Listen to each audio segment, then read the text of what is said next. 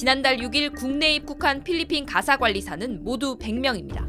이들 중 2명이 지난 15일부터 행방불명됐습니다.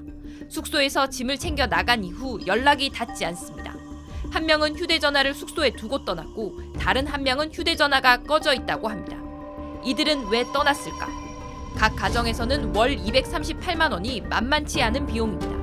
하지만 필리핀 가사관리사들은 생활비를 제외하면 기대치보다 낮은 임금이었던 겁니다.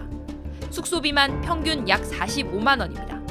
필리핀 가사관리사 사이에서는 제조업에서는 주 52시간을 일하면서 더 많은 돈을 벌 수 있는데 가사관리사는 근무 시간이 적어 월급도 적다는 불만이 나왔다고 합니다.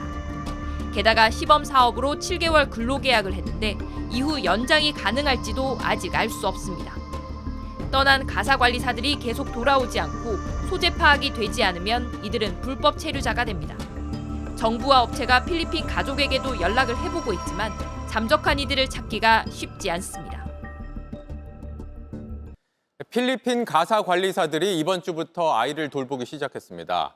처음 신청을 받을 때만 해도 경쟁률이 5대 1이었는데 막상 시작하고 나니 절반 이상이 신청을 취소했습니다. 시범 사업인데다 한 달 240만 원 수준의 비용도 부담이었을 거란 분석입니다. 조보경 기자입니다. 한 달 전 한국으로 입국한 필리핀 가사관리사 100명, 지난 3일부터 일을 시작했습니다.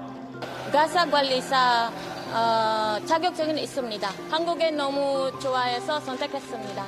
서울 시내 731가구가 이 서비스를 신청해 경쟁률은 5대 1이었습니다. 그런데 이들 중 절반이 넘는 89가구가 계약을 포기했고 추가 선정을 통해 142가구가 계약한 걸로 나타났습니다. 서울시는 상시 신청할 수 있도록 시스템을 바꿨고 현재는 160가정이 이용하고 있다고 설명했습니다. 필리핀 가사관리사는 최저임금을 적용받는데 8시간 전일제로 계약하면 월 238만 원을 받습니다. 국내에서 처음 시작한 시범 사업인데다 비용도 적지 않아 취소한 가구가 많다는 분석도 나옵니다. 이게 한 번도 안 해본 거잖아요. 엄마 입장에서는 불확실성이 크기 때문에 염려스러울 수밖에 없죠. 보편화되기에는 굉장히 좀 비용 측면에서 부담이 있는 건 사실이라. 서울시와 여당은 외국인 가사관리사에게 최저임금을 적용하지 말자는 입장입니다. 하지만 외국인과 돌봄 노동의 가치를 깎아내리는 것이라는 비판도 큽니다. JTBC 조보경입니다. 필리핀 가사관리사들이 다음 주부터 각 가정에 가서 일을 시작합니다. 그런데 이들에게 지급돼야 할 1인당 80만 원의 교육수당이 제때 지급되지 않은 걸로 드러났습니다. 정부 사업이 본격적으로 시작하기도 전에 임금 체불 논란부터 생긴 건데 이희령 기자가 취재했습니다.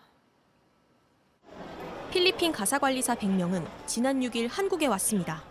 부러워했다. 한국에 많이 오고 싶어 한다. 한국에서 좋은 쪽 만들고 싶습니다. 이들은 각 가정에서 일하기 전 하루 8시간씩 교육을 받고 있습니다. 그런데 이 기간 동안 받아야 할 1인당 80만 원의 교육수당을 전혀 받지 못한 걸로 드러났습니다.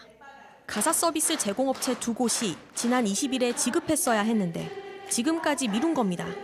해당 업체를 찾아가 봤습니다.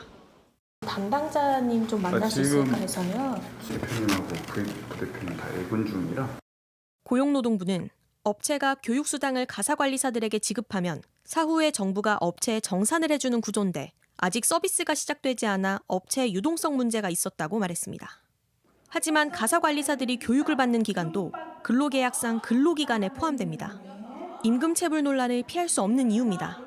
근로계약을 체결하고 직무와 관련된 교육이기 때문에 해당 교육수당은 근로기준법상 임금에 해당한다고 볼 수 있을 것 같습니다. 제대로 지급하지 않으면 임금체불에 해당하고 이들 업체를 선정한 서울시도 책임을 면치 못할 거란 비판이 나옵니다.